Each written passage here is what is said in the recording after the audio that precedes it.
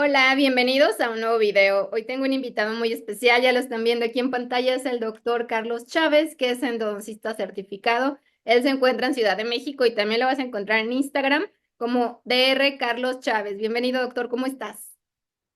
Doctora, muy bien, muchísimas gracias. Gracias por la invitación. Gracias por estar aquí. Para los que no te conocen aún, platícanos un poquito de ti. Ok, pues bueno, mira, como comentas, yo soy endodoncista, estudié la licenciatura en la Universidad Tecnológica de México, en la UNITEC, y la especialidad y una maestría en la Universidad Latinoamericana, Campus Valle. Ahí fue donde también empecé en la parte de la docencia, ya hace un ratito, 12 años que empecé a dar clases. Mm. Este, Prácticamente durante 10 años estuve en Ula Valle, combinado con otras universidades. He estado también en Justo Sierra, he estado en otra universidad que se llama IMESAP, ya estas últimas en la parte de posgrado, también en Ula Norte, bueno, Ula Campus Norte también en posgrado, y actualmente estoy también en la FES Aragón, por parte de la UNAM, estoy en licenciatura y también, bueno, sigo aún en Justo Sierra, en la parte del posgrado ahí dando o compartiendo un poco con los alumnos. También como mencionas, bueno, estoy certificado y bueno, justo apenas este congreso pasado acabo de recertificarme ante el Consejo Mexicano de Endodoncia, mi primera recertificación. Y aparte tienes tu consultorio privado. Estoy en la Ciudad de México, estoy en la colonia Cinatel, muy cerca del Metro Ermita, es en la Avenida Ermita Iztapalapa, esquina con Circuito Interior de Churubusco. Estoy, repito, como a 5 minutos aproximadamente del Metro Ermita. Yo me dedico exclusivamente al área endodóntica, pero bueno, aquí en la clínica estamos o comparto con los demás especialistas trabajando en conjunto, sobre todo, o con quien comúnmente tengo mucho contacto es con mi protesista y con el periodoncista. Digo, no con las otras especialidades, no tanto, pero sí llegamos a compartir también uno que otro caso en común. ¿Y cómo tienes tiempo para dar tantas clases y aparte hacer endodoncias y todo? Pues tratamos de darnos el espacio, digo, también he tenido la fortuna de compartir en algunos cursos, algunos diplomados. De hecho, ahorita aprovechando el espacio, próximamente estoy por empezar un par de diplomados, uno en la ciudad de Tuxtla Gutiérrez, en Chiapas, con nuestros amigos de SOE Academia, y en otro en Reynosa, con nuestros amigos de ICO, allá en Tamaulipas. Entonces, eh, tentativamente estamos para empezar pues ya en el próximo mes, en finales de enero, si no mal me equivoco. ¿Y qué temas son del diplomado? ¿Es endodoncia? Endodoncia tal cual, de cero a 100 desde lo más básico, arrancando por diagnóstico, pues, vamos a trabajar un poco con algo de preclínico, hablar sobre sistemas rotatorios, diferentes técnicas de obturación, irrigación, y como vamos a hacerlo, es una vez al mes en ambos estados, y van a haber partes, o bueno, va a ser también teórico, práctico, clínico, entonces Ok, también estaremos viendo por allá pacientes. súper bien. Si quieren informes aquí en tu Instagram, ¿no? Sí, exactamente, aquí en el Insta pueden mandarme algún mensajito, digo, puedo yo redireccionarlos con precisamente la gente que les puede ya brindar un poquito de mayor o a profundidad de informes, ya también cuando lleguemos a tener algún otro curso aquí en la ciudad, también con todo gusto. ¿Y por qué te gusta tanto compartir la docencia, dar cursos, dar Sí. conferencias? ¿Por qué? Pues mira, en realidad yo cuando estaba en la licenciatura no me veía dando clases, o sea, de ser sincero, yo creo que hasta mucha gente eh, y me han dicho también que no me veían dando clases, ¿no? O sea, sí he estado en la licenciatura, no te voy a decir que soy promedio de alto para nada, muchas, muchas asignaturas, inclusive hasta las pancé, como se dice, pero ya en la especialidad, mi coordinador en ese entonces, el doctor Antonio Copín, me brindó la oportunidad para ayudarle a él en clínica. Él lleva la parte clínica, en 11 de clínica, en sexto semestre. Entonces estuve apoyándolo y me agradó el estar ahí con los alumnos, compartiendo, tratando de brindar un poquito de lo que hacíamos o hacemos. Y bueno, realmente lo que me motivó más fue el hecho de que el estar en este ámbito, pues te obliga a estar actualizado, a Claro. mantenerte actualizado, porque bueno, digo, uno no lo sabe todo para nada. El campo entonces, como en todos, es muy amplio, pero al final de cuentas, tienes que estar actualizado en todo, saber un poquito de todo, aunque tengamos algún tema o algo más en específico que nos agrade, pero te obliga a estar actualizado en todo. Y pues fue el principal motivo por el cual yo busqué la oportunidad de dar clases. Se me brindó, prácticamente terminó el posgrado y medio año después fue que empecé a dar clases. Entonces, ahorita acabo de cumplir, sí, 12 años, en agosto cumplí 12 años dando clases. Mucha paciencia se necesita. Sí, así es. La verdad es que sí, me agrada mucho el compartir, el tratar de transmitir un poquito de lo que hacemos, el transmitir también nuestros errores, porque obviamente todos tenemos errores, entonces tenemos y seguimos haciendo y seguiremos teniendo estos errores o accidentes, pero bueno, el punto es tratar de poder lidiar con ellos y saber resolverlos. Totalmente. Por eso te invitamos, porque nos vas a traer un tema muy interesante hoy y hoy van a aprender muchísimo todos. Hoy nos traes el tratamiento de dientes con ápice abierto. Así es, pues esperemos que les agrade, que les sirva un poco y bueno, pues cualquier cosa quedamos al pendiente, cualquier duda o algo, estaremos ahí al pendiente. Ok, muy bien, pues empecemos, doctor. Yo voy a hablar un poquito de lo que es el tratamiento de dientes con ápices abiertos. Realmente es un tema, en licenciatura, creo yo, o al menos en la parte donde a mí ha tocado dar clases, es un tema que no se toca mucho. Realmente este tipo de temas se tocan hasta lo que es posgrados, hablando yo, o principalmente en endodoncia. Y bueno, nosotros tenemos mucho en común en este tipo de casos con la parte de pediatría, que bueno, aquí es donde tenemos que también tener muy, muy en claro lo que es esto precisamente de ápices abiertos. Nosotros tenemos que saber que un ápice abierto lo podemos catalogar o podemos englobar en ápices abiertos, ya sea un ápice inmaduro, en el cual por alguna razón que ahorita vamos a platicar, no se ha terminado de formar ese ápice, o no se ha terminado de desarrollar esa raíz. Y vamos a tener también el lápiz abierto, pero por alguna otra circunstancia, en el cual sí ya hubo un desarrollo radicular, pero que por alguna circunstancia que ahorita platicaremos, tenemos esa constricción o ese ápice abierto. Entonces, hablando de lo que es el ápice inmaduro, vamos nuevamente a repetir.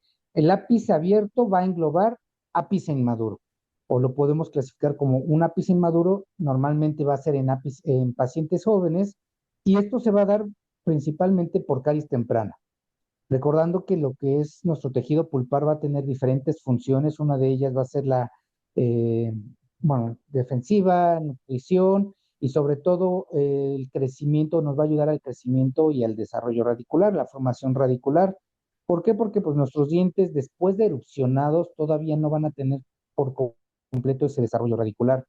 Es hasta que ya entran en contacto o ya entran en oclusión en que empieza a haber ese desarrollo radicular, que aproximadamente después de que erupcionó el diente pasan hasta 3 años para que podamos tener por completo ese cierre apical o esa raíz completamente formada. 3 años en estado sano nuestro tejido pulpar. Cuando este diente o este tejido pulpar ya es atacado por caries, obviamente nuestra pulpa necesita eh, diferenciarse entre cubrirse de esta caries o de este ataque de caries, y va a disminuir la capacidad de desarrollo radicular. Otra forma u otra razón por la cual podemos llegar a tener un ápice inmaduro es por un traumatismo. Obviamente llega a haber un cese de ese tejido pulpar y no hubo, o dependiendo la edad en que pudo haber sido este traumatismo, no hubo este desarrollo radicular completo y muchas veces nos quedan así nuestros dientes, ¿no? Que desafortunadamente en este tipo de traumatismos no se les da el seguimiento adecuado y es cuando tenemos este tipo de casos sin el cierre apical completo. Y como tal, hablando entonces, para diferenciar el ápice abierto, cuando ya se ha tenido un desarrollo radicular completo, un ápice abierto lo podemos tener por una reabsorción radicular externa, diversos factores que pueden llegar a ocasionar esta reabsorción radicular, o inclusive hasta por una sobreinstrumentación, un tratamiento de conductos que se realizó en el cual hubo una falta de longitud de trabajo, bueno, no una falta de longitud de trabajo, sino una falta o una incorrecta longitud de trabajo en el cual se estuvo sobreinstrumentando estos dientes y esta constricción que teníamos pues ya fue o se vio mermada o se vio atacada y por eso podemos llegar a tener esta es la otra razón por la que podemos llegar a tener ese ápice abierto. Para poder empezar, o vamos a empezar en lo que es la clasificación de estos ápices abiertos, o cómo los podemos catalogar, o cómo podemos saber en qué estadio tenemos ese desarrollo radicular de estos ápices, primero de estos ápices inmaduro. Tenemos una clasificación ya de algún tiempo, ¿no? De los años 50, por el doctor Patterson, en el cual divide estos desarrollos radiculares en 5 clases. La primera va a ser un diente en el cual vamos a tener menos de 2/3 partes de raíz formada. En la clase 2 va a ser 2/3, ya hasta 2/3 de partes de la raíz formada.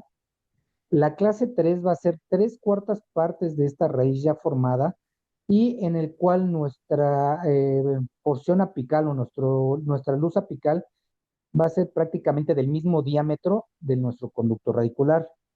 La clase 4 es ya casi un completo desarrollo radicular, pero que todavía tenemos ese ápice abierto, esa luz de conducto del mismo diámetro que nuestro foramen apical o un poco menos de ese ápice radicular. Y ya la clase 5 va a ser un cierre completo radicular. Hay otras clasificaciones como la del doctor Sveck, o Sebeck, perdón, pero prácticamente son muy similares, en el cual también son 5 clases, pero son muy similares. Entonces aquí ya va a determinar en qué bibliografía nos basemos o qué bibliografía se basen los docentes cuando hablen de este tipo de desarrollo radicular. Tenemos también otra clasificación que son los estadios de Nolan, pero bueno, esos estadios ya son un poquito más basados o ya se basan un poco más hacia la parte pediátrica, que inclusive hablan desde el brote o del desarrollo de la corona. Entonces, nosotros nos basamos más en esta clasificación de Patterson, que habla exclusivamente del desarrollo radicular. Y entonces, ya una vez que nosotros tenemos esta falta de desarrollo radicular, necesitamos saber qué hacer. Ya pudimos ver o ya podemos entender que vamos a tener un ápice abierto, ya sea por un ápice inmaduro, una falta de desarrollo radicular o por alguna otra circunstancia. Hablamos en la literatura principalmente o de estos términos, en el cual podemos nosotros ya como tratamiento realizar una apexogénesis o una apexificación, aunque mucha gente se confunde con lo que es este término de apicoformación. En realidad, ¿por qué decimos que apicoformación no es como tal un tratamiento que vamos a llegar o que vamos a realizar? Para poder entender estos dos principales términos, que es apexogénesis y apexificación, nos vamos a basar de lo que habla el glosario de términos endodónticos de la Asociación Americana de Endodoncia, en el cual tal cual nos dice que la apexogénesis va a ser un procedimiento de terapia pulpar vital en el cual está realizado para estimular la continuación del desarrollo fisiológico y la formación final de la raíz, frecuentemente para describir la terapia pulpar realizada para fomentar la continuación de este proceso. Con esto, ¿qué queremos o qué vamos a entender? Que una pexogénesis la vamos a realizar cuando tengamos pulpa vital. Vamos a tener el otro término que es la apexificación, en el cual nos habla o nos dice el glosario que es un método para inducir una barrera calcificada en una raíz con ápice abierto o la continuación del desarrollo apical en una raíz incompletamente formada, pero aquí es donde viene la diferencia, en dientes con pulpa necrótica. Entonces, para entenderlo, vamos a tener nosotros una apexogénesis cuando tenemos, o vamos a realizar como tratamiento una apexogénesis cuando tenemos pulpa vital. Vamos a realizar una apexificación, que ahorita hablaremos de cómo podemos realizarla, cuando tengamos pulpa necrótica. Y esta apexificación primero puede ser con una barrera apical o una revascularización, que es como se conoce, que en realidad, bueno, el término ya utilizado hoy en día es una terapia endodóntica regenerativa, en el cual lo que vamos a buscar aquí ya va a ser la otra parte que nos hablaba de la definición, buscar la continuación del desarrollo radicular de estas raíces. Estos son los tratamientos que vamos a realizar. Entonces, ¿por qué hablábamos de apicoformación? La apicoformación va a ser el objetivo que vamos a buscar. O sea, como tal, la apicoformación no va a ser un tratamiento, sino es el objetivo que buscamos. Y si lo pudiéramos desglosar la palabra, pues sería la formación apical de este tratamiento. ¿Sale? Entonces, buscamos la apicoformación. ¿Y cómo vamos a lograr esta picoformación? Ya sea por una pexogénesis, si es que tenemos pulpa vital, o con una pexificación, creando una barrera apical, o con una terapia endodóntica regenerativa, o lo que es más comúnmente conocida como una revascularización. Si voy muy rápido o cualquier duda, me avisas, por favor, o me dices, ¿vale? Y bueno, entonces, hablando de la pexogénesis, ¿cómo es que podemos llegar a lograr esta pexogénesis? Principalmente la vamos a lograr o la vamos a buscar por medio de una terapia pulpar vital que abarca una protección pulpar principalmente o por medio de una pulpotomía. Vamos a ir desglosando un poquito cada una de estas partes, enfocándonos un poquito más a la parte de clínica, pero bueno, no dejando de lado también las bases científicas, ¿no? Entonces, ¿qué es lo que buscamos cuando nosotros queremos realizar una protección pulpar? Si nosotros vemos estos cortes histológicos, hablamos de que son las zonas topográficas de la pulpa. Entonces, en esta parte nosotros vamos a tener lo que es nuestra dentina, nuestra predentina, y ya hablando en la zona pulpar vamos a tener nuestra zona odontoblástica, nuestra zona subodontoblástica o acelular, nuestra zona rico en células y ya por acá al centro tendríamos lo que es propiamente nuestro estroma pulpar o el centro de nuestra pulpa. ¿Por qué es importante de conocer y recordar esta parte de la zona pulpar? Debemos recordar que nuestra zona odontoblástica, como bien lo dice el nombre, va a estar formada por odontoblastos, que son los que nos van a ayudar a crear o a formar la dentina. Estos odontoblastos o los odontoblastos que tenemos van a ser con los que nacemos, son células terminales, y que estos fotoblastos van a estar únicamente en presencia de tejido pulpar. Es decir, cuando ya no tenemos tejido pulpar, ya sea porque ya está necrótico o porque ya se realiza algún tratamiento, ya no tendremos estas células odontoblásticas. Estas células odontoblásticas es las, como les dije, es las que nos van a ayudar a formar nuestro tejido, nuestra dentina.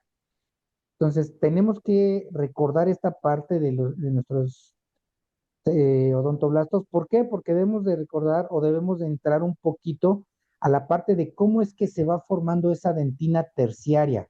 Aquí nos vamos a basar prácticamente en esta dentina terciaria, ya que cuando nuestro diente ya está ante una agresión, caries principalmente, ¿qué es lo que va sucediendo? Nuestros odontoblastos se van retrayendo para poder ir generando esta dentina terciaria. Pero bueno, esta caries, sabemos que tenemos diferentes formas de agresión de esta caries. Puede ser una caries que sea sumamente agresiva o una caries que sea un poco más crónica. Entonces, de ahí es donde nos vamos a basar o de ahí es donde vamos a buscar o vamos a tener la formación de este tejido dentinario o de esta dentina terciaria.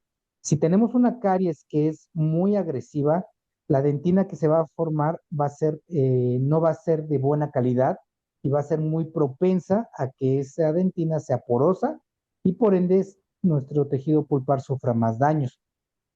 Si tenemos una dentina, una caries que sea más crónica, va a dar tiempo para que nuestros odontoblastos se puedan retraer de forma homogénea o más homogénea y esta dentina que cree sea mucho más, sea ahora sí reparadora y nos pueda ayudar. Entonces, esto es al final de cuentas lo que nosotros buscamos con estas protecciones pulpares, ayudarle a nuestros odontoblastos a tener el tiempo de crear esa dentina reparadora. Prácticamente lo que conocíamos como el famoso puente dentinario, ¿no? Entonces, ¿Cómo es que a lo largo del tiempo se ha buscado crear este puente dentinario? Este puente dentinario a lo largo del tiempo se ha buscado desde con un material a base de óxido de zinc y eugenol, pero en el cual se ha visto que es citotóxico. Muchas veces o durante mucho tiempo se buscó hacer también con ionómero de vidrio, pero el cual también se demostró que nos causa una inflamación crónica de nuestro tejido pulpar. Sanhidróxido de calcio, que también ha sido utilizado durante muchos años y que desafortunadamente se sigue utilizando, se sigue enseñando en muchos lados. ¿Y por qué digo desafortunadamente? Porque no es que sea malo, pero ya la literatura nos ha dicho y nos ha demostrado que tenemos, tenemos materiales mejores, y dos, ¿qué es lo que causa este hidróxido de calcio? El famoso defecto de túnel. ¿Qué es este defecto de túnel? Al final de cuentas, ese hidróxido de calcio se va a reabsorber y nos va a dejar un espacio que puede ser ocupado por bacterias y que a la larga no nos lleve al éxito que buscamos. Hoy en día lo que utilizamos son materiales biocerámicos o materiales que son más comúnmente conocidos, o que en realidad son materiales hidráulicos, materiales reparadores, el cual nos van a brindar un mejor sellado. ¿Por qué ya no utilizamos este hidróxido de calcio nuevamente, como les mencionaba? Si bien la literatura puede hablar que puede haber un éxito desde el 30 hasta el 98%, en realidad, ¿cómo es que funciona este hidróxido de calcio con nuestro tejido pulpar?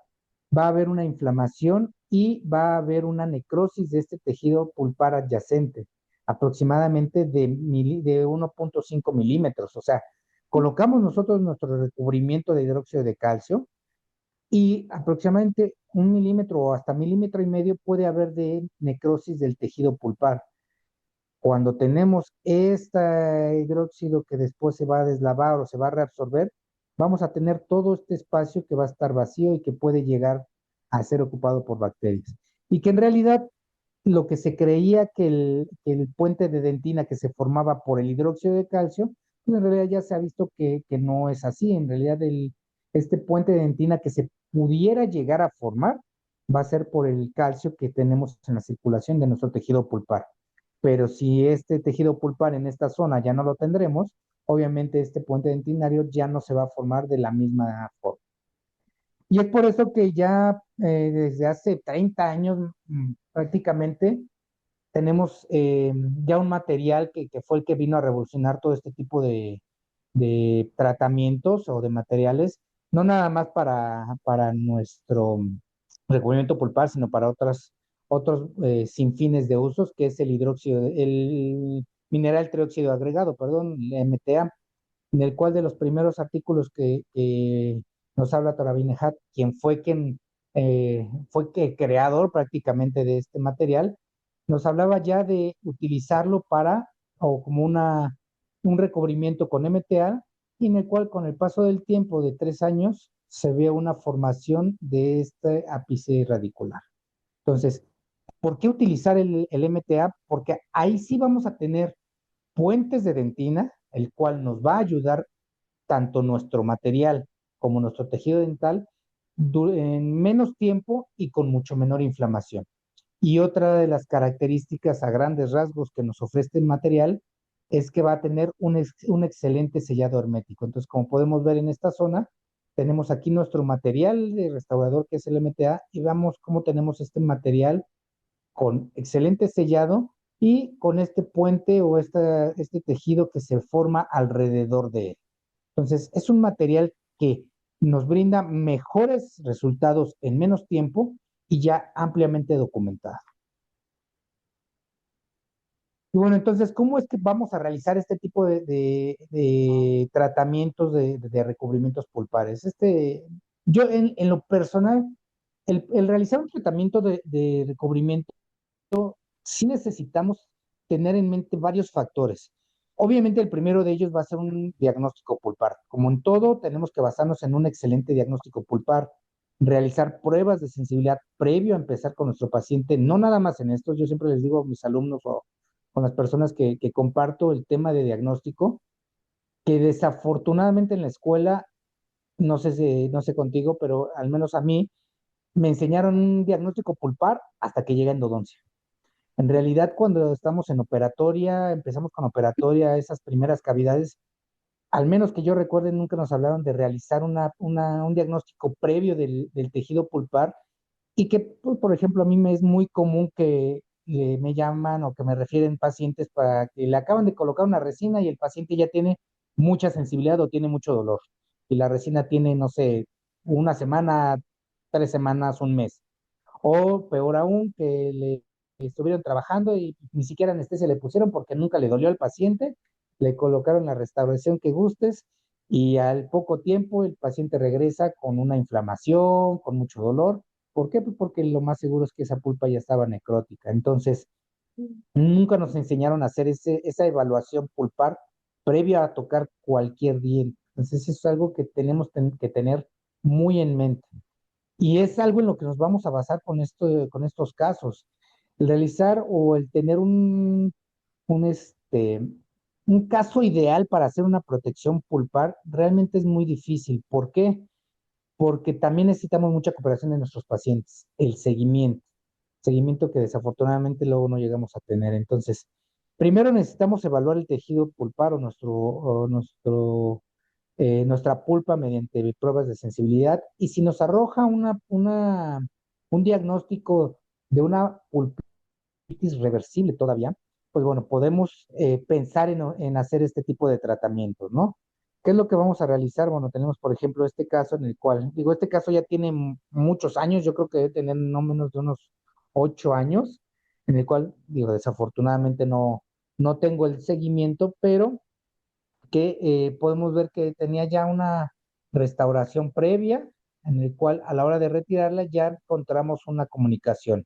Sale una comunicación que en su momento pudimos eh, eh, inhibir únicamente con presión, únicamente con hemostasia. Si nosotros logramos inhibir este sangrado únicamente con hemostasia, vamos por buen camino.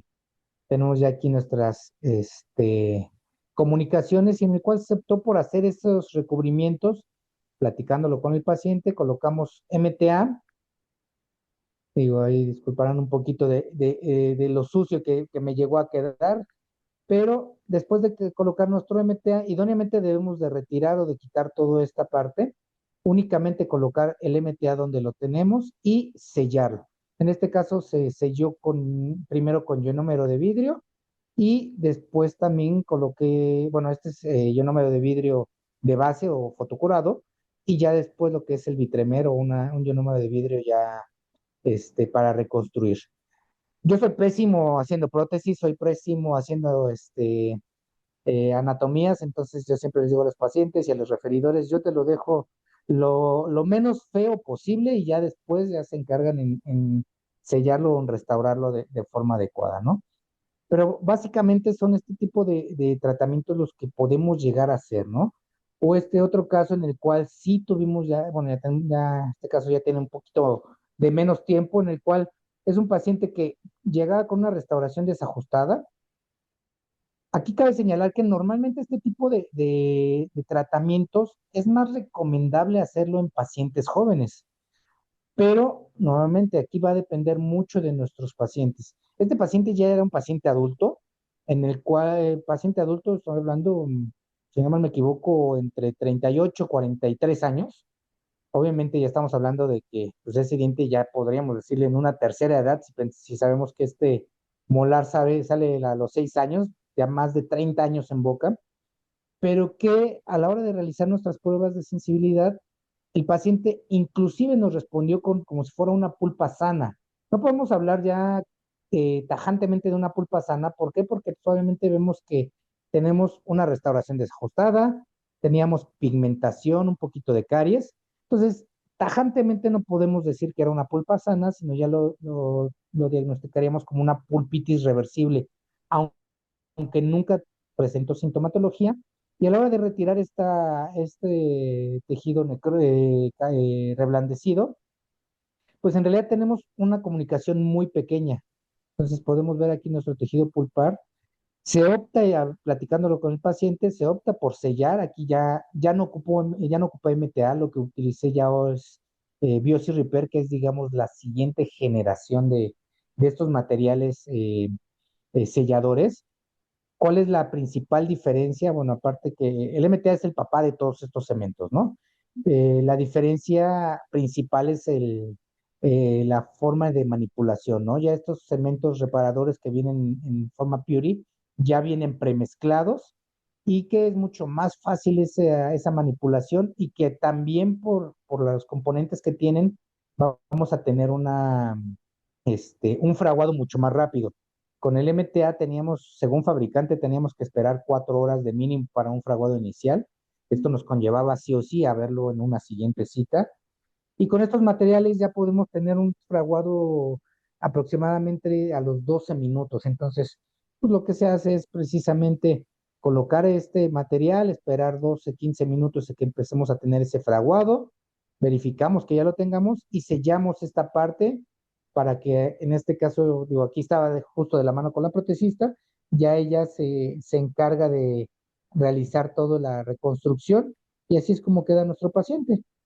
Y Este doctor, caso tiene un año apenas, justo vi el paciente, bueno, un poquito más de año porque lo vi en octubre, se hicieron pruebas de sensibilidad y ha respondido igual, normal, o sea, sí hay presencia o hay respuesta ante el estímulo térmico y todavía o tenemos un año, ¿no? El paciente está totalmente consciente de que en algún momento esto puede, entre comillas, no fracasar, pero sí no tener el éxito que buscamos y en el cual ya sea necesario realizar el tratamiento de conductos y que esto puede ser, digo, ahorita ya tenemos un año, puede ser a los 3 años, a los 5 años o puede ser a principio del siguiente año, ahora en enero, y el paciente está consciente. Lo que buscamos nosotros es tratar de evitar o de alargar la necesidad de hacer ese tratamiento endodóntico, ¿no? O sea, muy, muy diferente a lo que se pueda pensar a nosotros como endodoncistas de que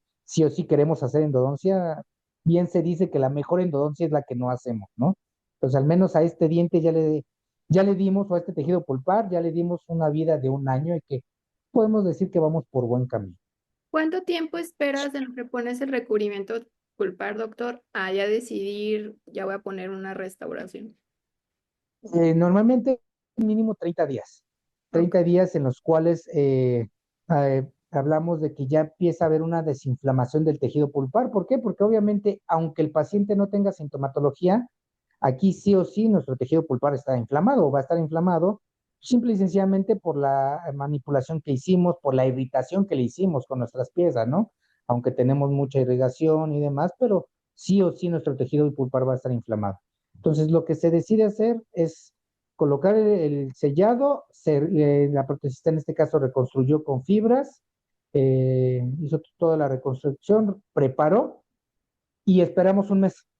El paciente durante los primeros 3, 5 días puede llegar a estar con cierta sintomatología, un poco de sensibilidad, es normal. Se le explica al paciente que esos primeros días es muy importante evitar cambios térmicos en boca, es decir, tomar, no sé, o la sopa muy caliente, perdón, un caldo muy caliente e inmediatamente el vaso de agua fría, ¿no?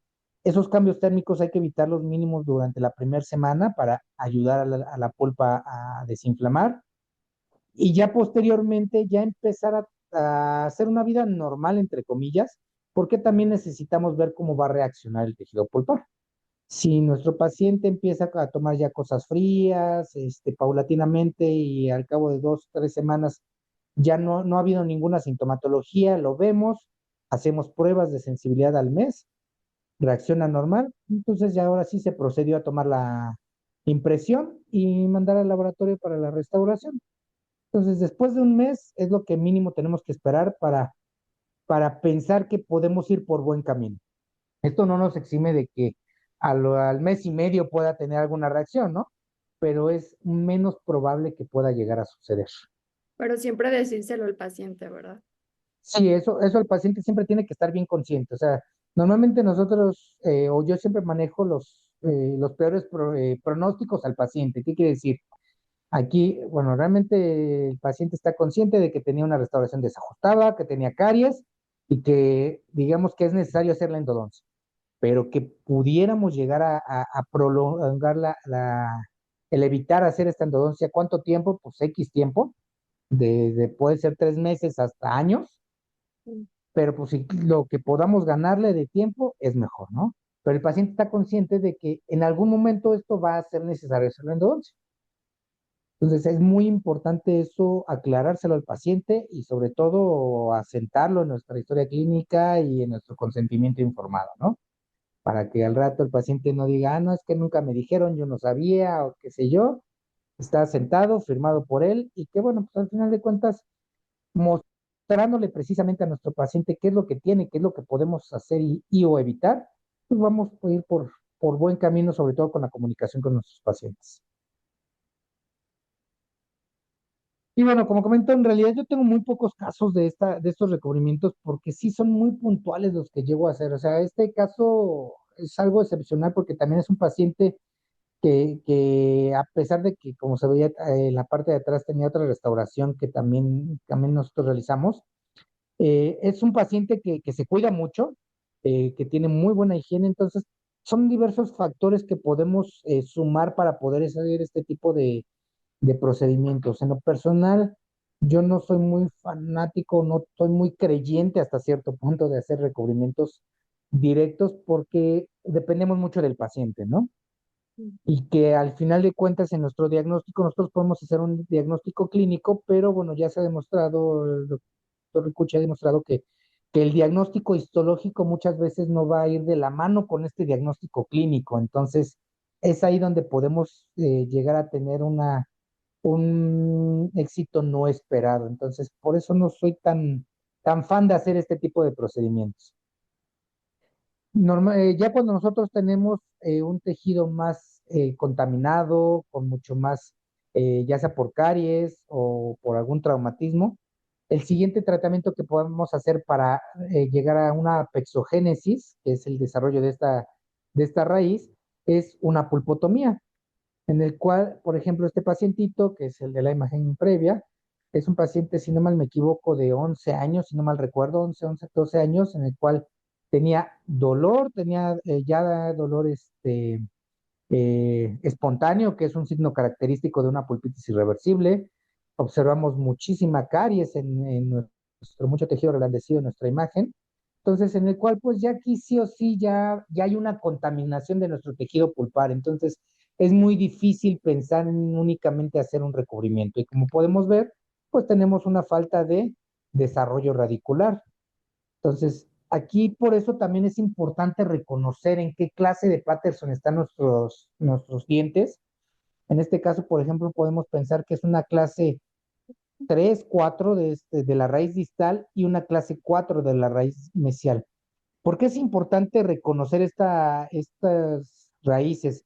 Porque eso es lo que también nos va a dar la pauta para con nuestros pacientes, darles un aproximado de lo que puede llegar a tardar en ese desarrollo radicular.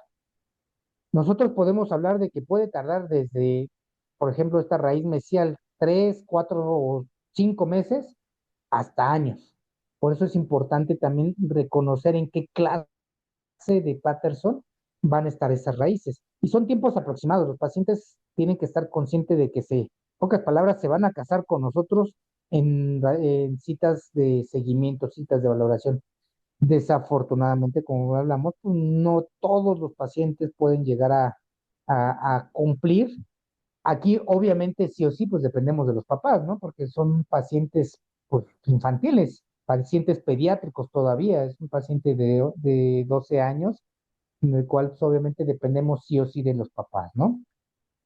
A la hora de que retiramos todo el tejido contaminado, pues ya vemos una comunicación más franca en el cual nuevamente si vemos la radiografía que ya prácticamente, aunque no podemos definirlo por ser una imagen en 2 dimensiones, ya prácticamente se veía una comunicación, vemos la cantidad de tejido contaminado que teníamos, pues ya no podemos pensar en hacer únicamente un recubrimiento, ¿no? Entonces se decide hacer una pulpotomía completa en el cual a la hora de retirar todo el tejido y únicamente hacer nuevamente hemostasia o hacer presión con algodón estéril, logramos que se cohiba este sangrado y procedemos a colocar nuevamente aquí, repito, ya utilizo más Biosys Repair que MTA tal cual, y lo sellamos también o hacemos un triple sellado en este caso, ¿no? Lo que es se- ionómero de base, ionómero de reconstrucción, perdón, aquí fue ionómero de base, resina fluida, y ya en esta parte yo dejé cabin y ya el referidor se encargó de colocar una resina. ¿Sale? Una resina que le va a durar ¿cuánto tiempo? Pues bueno, hasta que ya ese diente nos dé la pauta para decir, ya se cerró ese ápice y pues ya tendremos o ya verificaremos si es necesario realizar la endodoncia o lo podemos mantener únicamente en observación.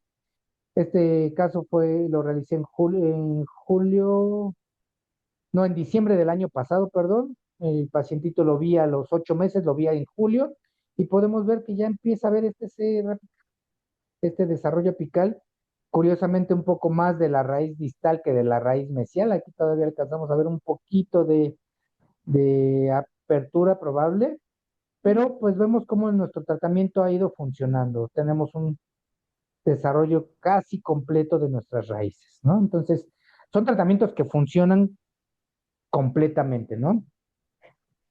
A este pacientito, digo, por cuestión de él, no lo pude ver a los 6 meses, que es lo idóneo. Bueno, el primer seguimiento normalmente es, o la primera cita después de realizar estas pulpotomías es al mes, para ver que no haya ninguna sintomatología, que vaya todo por buen camino.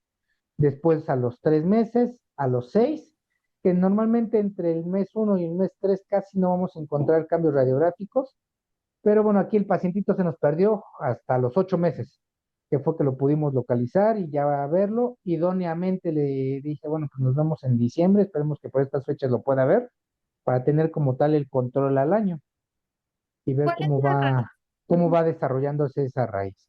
¿Cuál es la razón por la que si los ápices están abiertos no se puede hacer una endodoncia así con limas y entrar a conductos? Pues mira, principalmente aquí en este caso, o en este tipo de casos, lo que buscamos, y como lo dije hace rato, es evitar o prolongar la necesidad de hacer un tratamiento completo, ¿no? Aquí sí ya retiramos todo el tejido pulpar cameral o toda la cámara pulpar, pero dejamos pulpa radicular. Esta pulpa radicular se puede quedar aquí, ahí, como ahorita voy a mostrar otro caso. ¿Cuánto tiempo? Pues ya la literatura inclusive nos ha hablado de que pasan años sin la necesidad de realizar el tratamiento de conductos. Entonces, ya de entrada en este tipo de casos estamos buscando prolongar la vida pulpar de ese diente. Si por alguna razón tuviésemos que hacer la endodoncia o que se buscara hacer la endodoncia, ¿por qué no es recomendable hacerla? Porque nosotros al tener un ápice abierto, un ápice completamente formado, no vamos a tener ese tope apical contra el cual podamos compactar nuestro material de obturación, como lo vamos a ver más adelante precisamente en las apexificaciones.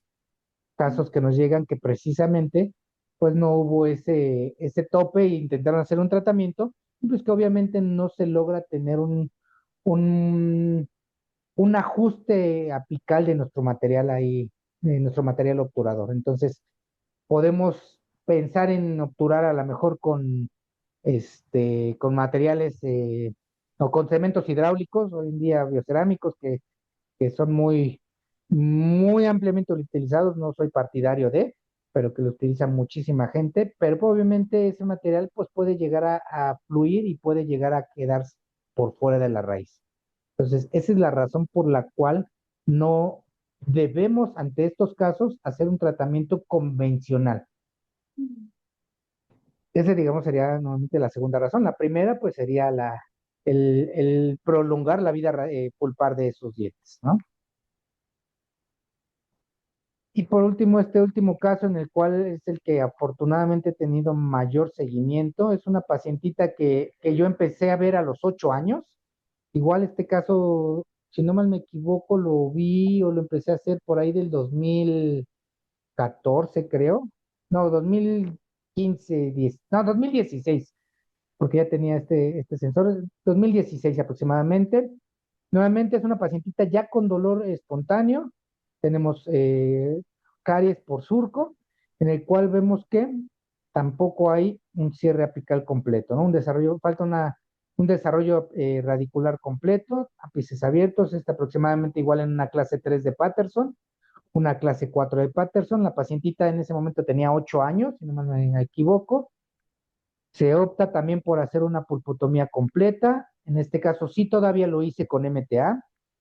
Se colocan el sellado también con ionómeros. Y aquí sí tuve un poquito de más control o más seguimientos. Por ejemplo, esta fue mi radiografía inmediata. Ese es un diente 46 o 46. El MTA, como lo vemos aquí en la entrada de nuestros conductos, nuestro sellado con ionómero en ese entonces fue lo que utilicé. Nuestro seguimiento al primer mes, como mencionaba, pues es muy difícil ver algún cambio radiográfico. Aquí nos fuimos nuevamente también hasta los 8 meses, en los cuales ya empezamos a notar un desarrollo radicular. El siguiente seguimiento lo tenemos a 1 año, 8 meses. Prácticamente entre la radiografía previa y esta no hay mucho cambio porque nada más pasaron 4 meses. Siguiente seguimiento a los 2 años. Prácticamente podemos hablar de que este cierre ya casi está por completo. Y el último seguimiento que tuve con esa paciente fue a los 3 años, en el cual vemos la radiografía inicial y prácticamente ya cerrados nuestros ápices de ese diente. Curiosamente se hizo exactamente lo mismo en el otro diente, en el 3.6.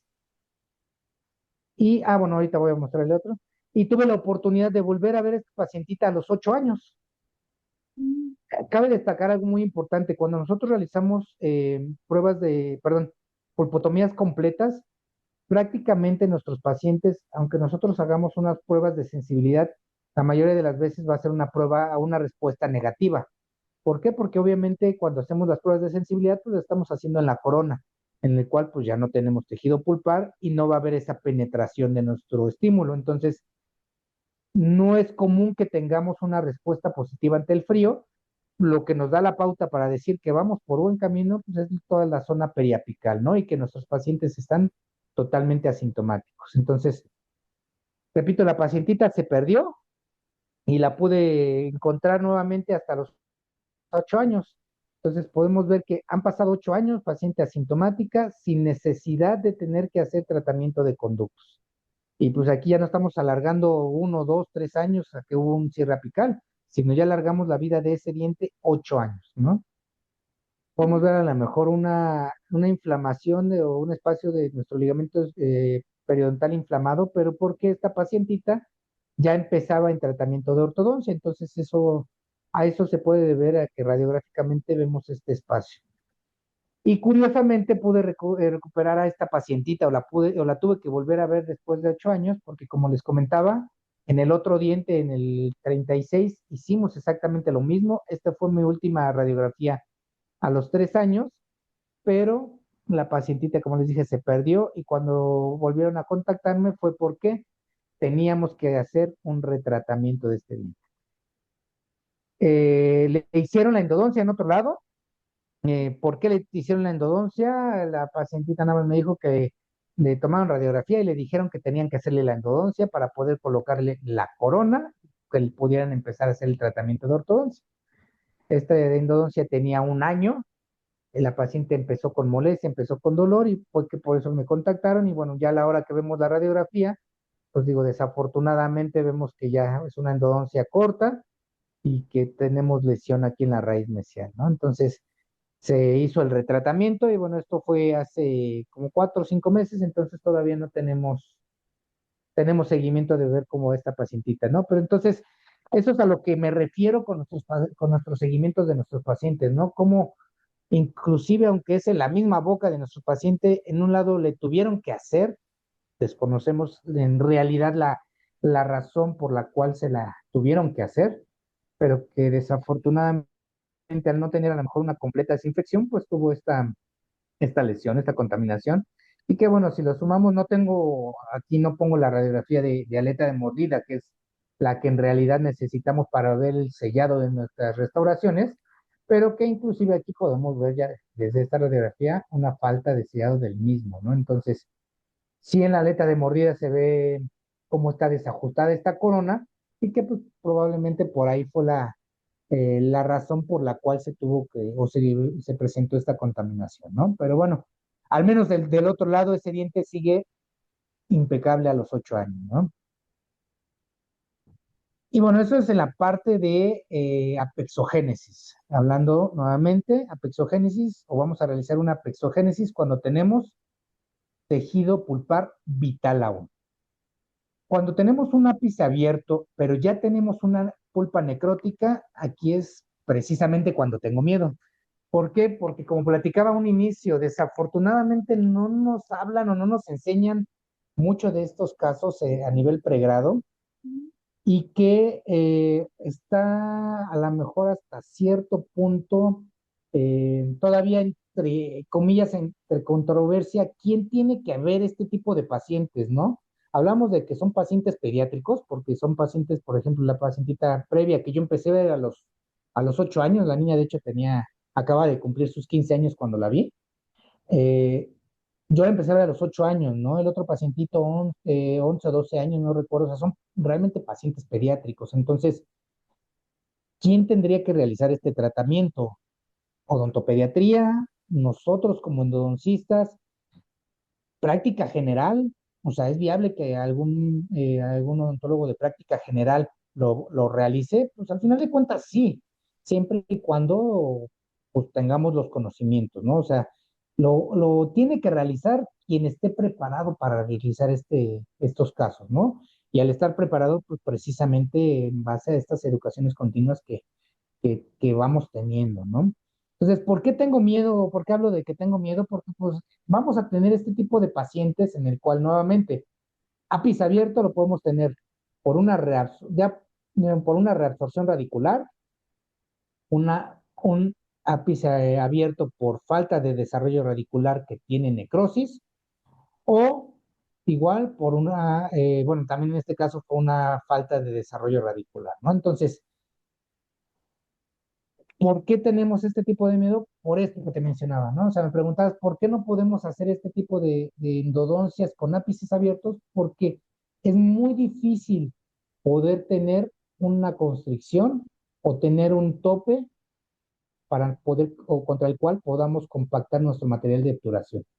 Y peor tantito, si digo, no es por hablar mal de los colegas, porque nunca me ha gustado hacer eso, pero lo que voy es peor tantito no tener esa eh, educación o tener el interés de tener esa continua educación, como por ejemplo, como platicamos hace rato, lo que haces con este tipo de pláticas y blogs nos enriquecen demasiado y que nos Cursos. ayudan a poder eh, darnos idea de lo que podemos hacer, pero que bueno, al final de cuentas, mucho también está en no quedarnos nada más con estas pláticas, sino buscar algo más, ¿no? Precisamente este tipo de procedimientos o tipo de cursos que podamos llegar a tener para saber ahora sí qué hacer ante este tipo de casos. Entonces, por eso es lo que decía de que tengo miedo, tengo miedo.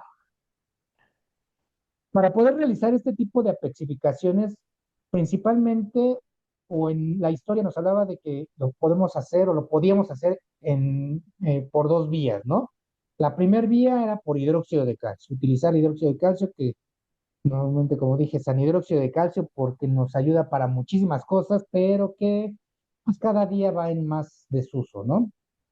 ¿Cómo es que hacíamos esta apexificación con hidróxido de calcio? Se tenían que hacer recambios mensuales.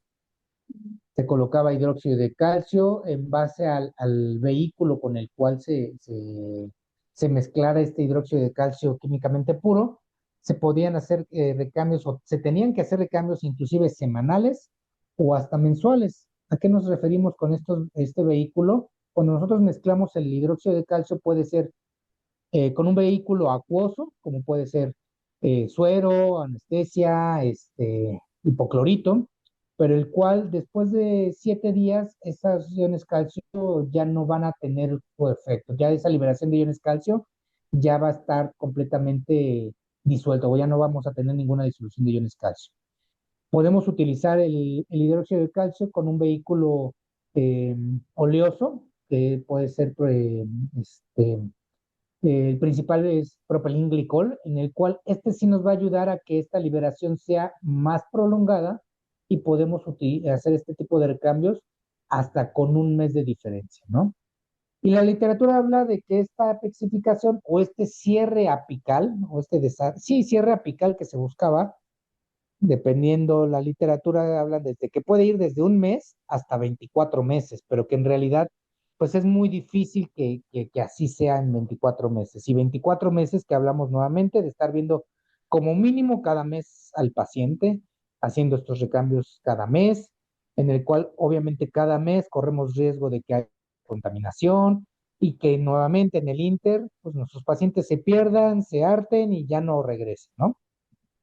Y la vía que tenemos hoy en día es con nuestros materiales estos materiales hidráulicos, en el cual sí todavía tenemos que colocar hidróxido de calcio, pero ya como un medicamento intraconducto para disminuir la carga bacteriana, para cambiar el pH de nuestro conducto, porque recordemos que si tenemos tejido necrótico, tenemos bacterias, nuestro pH va a ser muy ácido. El hidróxido de calcio tiene un pH sumamente alcalino, entonces va a ser ese cambio de pH el cual necesitamos para poder colocar nuestro material de sellado que va a ser nuestro mineral agregado. Nuevamente puede quedarse desde una semana hasta 60 días si es con un vehículo oleoso. Normalmente lo dejamos una semana, 15 días cuando mucho, y ya podemos llegar a colocar nuestra barrera apical, que va a ser precisamente con el MTA. ¿Por qué ya no utilizamos el hidróxido de calcio? Bueno, ¿cuáles son nuevamente, antes de llegar a esa parte, este es como que un diagrama un poquito más fácil de poderlo entender, un diente con inmaduro o ápice abierto, ahorita voy a hablar precisamente de eso, con necrosis pulpar, en el cual el tratamiento tradicional era colocar hidróxido de calcio hasta buscar una barrera calcificada, que esa barrera calcificada, según varios cortes histológicos que se han visto, puede ser muy porosa o que inclusive puede ser frágil y a la hora que nosotros compactamos nuestro material de obturación, se puede llegar a fracturar. Y la técnica de barrera apical, vamos a colocar nuestro plug apical, nuestra barrera apical con MTA aproximadamente como mínimo 3 milímetros. ¿Qué tanto? Hay inclusive literatura más actualizada que hablan de que podemos rellenar por completo nuestro diente dependiendo la longitud del mismo, ya sea con MTA, con biodentín, hoy en día, repito, con materiales Puri, que puede ser el Biosis Repair o algunos otros materiales que podemos encontrar en el mercado. O la otra, que si únicamente colocamos esta barrera apical, tratar de ya sea colocar gutapercha o hacer un refuerzo, aquí sí con un poste, tratando de hacer un monobloque. ¿Para qué? Para dar, sobre todo si tenemos paredes radiculares delgadas, dar un poquito de mayor fortaleza, ahí sí, a nuestras paredes radiculares. Son temas que están sumamente estudiados, diferentes autores, muchísimo tiempo de seguimientos en los cuales se habla que tiene mucho, mucho éxito una pexogénesis o una pexificación en este caso sobre todo con MTA, ¿no?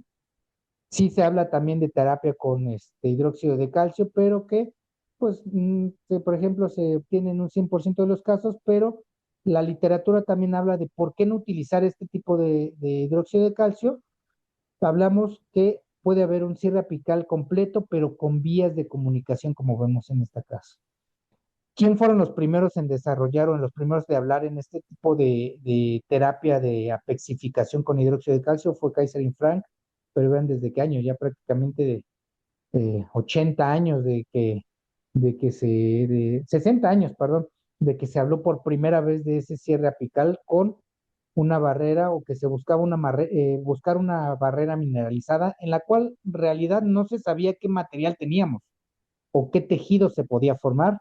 Y como vemos, hay cierre apical, pero un cierre apical incompleto. Por ejemplo, este otro caso en el cual buscan hacer un cierre apical con hidróxido de calcio, pero que nuevamente ante un corte histológico vemos que es un cierre incompleto y con vías de contaminación. Entonces, es por eso que ya no optamos por realizar este tratamiento de apexificación con hidróxido de calcio. ¿Por qué? Nuevamente, las desventajas, múltiples citas que pueden ser desde 6 hasta 24 meses según la literatura. Vamos a tener un resultado impredecible en la formación de esta barrera apical. Vean cómo fluyó aquí material. ¿Por qué? Porque nuevamente tenemos una barrera porosa. Necesitamos sí o sí la colaboración del paciente, como mencionaba, y sobre todo también nos hablaba Andreasen de que podemos tener una susceptibilidad a la fractura de nuestras raíces por el uso prolongado de hidróxido de calcio. Entonces, esa es la razón por la cual ya no debemos de realizar este tratamiento con hidróxido de calcio. Entonces, ¿con qué lo hacemos? Con MTA, ¿sale? Los primeros artículos del doctor Abinejad de las aplicaciones clínicas del MTA y que nos hablan que los resultados de estas investigaciones mostraron una inducción apical con tejido duro, con formación de tejido duro frecuentemente y que está asociado a menos inflamación que otros materiales, principalmente que hidróxido de calcio. Ventajas del hidróxido del MTA sobre el hidróxido de calcio. Hablamos de minimizar el número de citas, que antes eran mínimo 3 citas. Hoy en día, en 2 citas podemos terminar esos tratamientos. Evitamos el posible debilitamiento de la dentina, una excelente capacidad de sellado y sobre todo esto, una extraordinaria reparación de tejidos periapicales. ¿Por qué? Porque ya hemos visto o ya se ha visto que hay tejido que sí se puede llegar a formar alrededor de nuestro material de MTA. Este también es un artículo clásico de la evaluación del MTA. Este fue hecho en perros y en el cual se vio precisamente cómo tenemos tejido o cemento alrededor de nuestro material y sobre todo el sellado que podemos llegar a tener con el MTA. También otros estudios nos hablan de que se crea una barrera rígida en la cual se puede, como mencionaba, contactar el material de obturación sin tener que esperar la formación de esa barrera, y en el cual vemos cómo sí podemos llegar a lograr ese tejido alrededor y una barrera totalmente mineralizada, ¿vale? Entonces, podemos sí, después de colocar el MTA, podemos sí ya obturar sin problema alguno. Y otra parte que es muy interesante, este artículo nos habla de la primera evidencia de regeneración de periodonto después de colocar MTA en dientes, pero ya en dientes humanos. O sea, ya hay evidencia en dientes humanos en el cual vemos cómo tenemos MTA y vemos ligamento periodontal alrededor de este MTA. Este artículo está muy bueno, es del 2017 y, por ejemplo, aquí nos habla precisamente la evidencia de la regeneración del periodonto con MTA en dientes humanos. Entonces, el MTA va a proveer una salud una reparación favorable en las aplicaciones clínicas y una integración de tejidos periapicales. Entonces, literatura, tenemos muchísima evidencia, tenemos muchísima, en la cual nos avala en pronóstico de que vamos a tener un mejor pronóstico, un mejor tratamiento realizando estas barreras apicales con MTA. Otro artículo precisamente de 2019 de Kahneman donde habla la reparación a 24 meses o a 36 meses de estos dientes, ¿no? Igual, hay ocasiones, este artículo de Trump nos habla, o él nos recomienda en algunas ocasiones, de que para evitar una proyección de nuestro material, que aunque ya sabemos que es muy biocompatible o que es sumamente biocompatible, eh, para evitar precisamente una proyección de este material, podemos utilizar esponjas de colágeno para precisamente colocar o hacer un tapón contra el cual podamos compactar nuestro MTA. Y son esponjas que van a ser reabsorbibles y vamos a tener una mejor o un mejor sellado de nuestro MTA a la hora de que lo estemos llevando dentro de nuestros conductos. Pero a fin de cuentas el cuerpo reabsorbe si se va algún biomaterial, un biocerámico. Exactamente, el MTA no es reabsorbible, pero sí es sumamente biocompatible. Como platicábamos o hablábamos, es osteoinductor, es osteogenerador, entonces va a tener mucha compatibilidad. Llega a proyectarse un poco, de hecho yo tengo por ahí un caso en el cual se proyecta un poco y es sumamente biocompatible, pero obviamente en lo personal yo apenas únicamente he hecho un caso en el cual sí he tenido que, o sí coloqué esta esponja de colágeno y ahorita voy a hablar por qué, pero en realidad en ningún caso que voy a mostrar coloqué esta esponja de colágeno y pues prácticamente teniendo el cuidado o la proyección de, ¿cómo mencionarlo? No ejercer demasiada presión, pues podemos llegar a tener un resultado óptimo y tener un adecuado sellado de esa raíz. Como dices, sí, esta esponja de colágeno, pues el cuerpo lo va a reabsorber. Ahí tenemos, de ahí hablando de otros materiales, pues hay esponjas que son reabsorbibles, si no me equivoco, a partir de las 2 horas que se colocan en tejidos. Entonces, pues no tenemos ningún problema, ¿no? Y este, por ejemplo, fue mi primer caso que yo realicé, estando todavía en el posgrado. Este caso a mí me lo pasaron cuando ya le habían hecho la cirugía a esta pacientita. Esta pacientita tenía un canino, como vemos aquí, ahí incluido, en el cual lo que realizaron fue extraer el canino deciduo que tenía, extrajeron este canino y lo reimplantaron. Entonces, esta pacientita a mí me la refieren 15 días después de haber hecho esta cirugía o este procedimiento. Esto fue hecho, repito, perdón, cuando estábamos en el primer año de la especialidad. Estas fotos me hizo favor de pasarlas el doctor Arturo Orozco, que es un periodoncista con el cual compartí generación en el posgrado.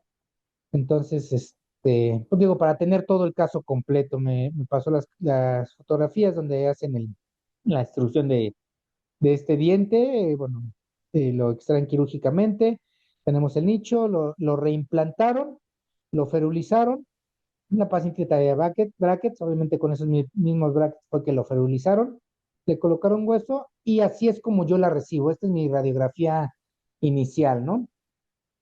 Aquí es muy padre, a mí siempre me gusta hablar en este caso de que afortunadamente empecé con este canino. ¿Por qué?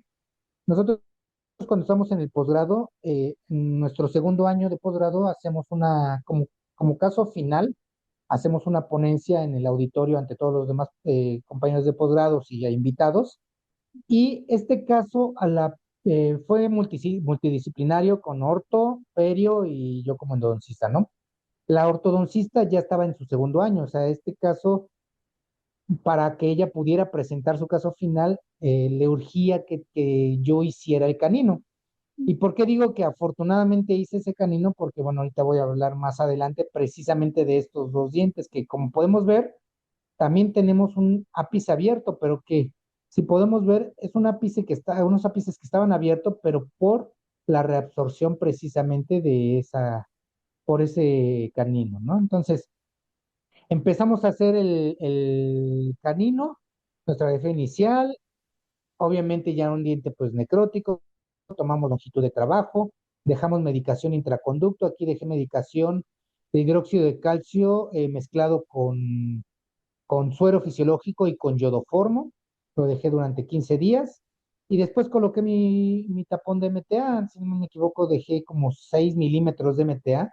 Es complejo dejarlo, porque como pueden ver también va a haber que se va a embarrar en las paredes, es complejo, sí, pero bueno, es algo que podemos retirar sin problema alguno.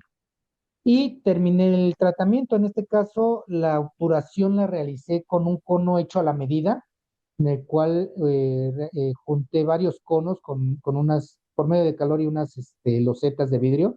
Formé un cono hecho a la medida porque, bueno, en ese entonces todavía yo obturaba con lateral y en este caso fue lateral con ultrasonido. Estaba, repito, yo en el segundo semestre de la especialidad. Entonces, se obturó con lateral con ultrasonido. Esta fue mi radiografía final, el 3 de noviembre del 2010.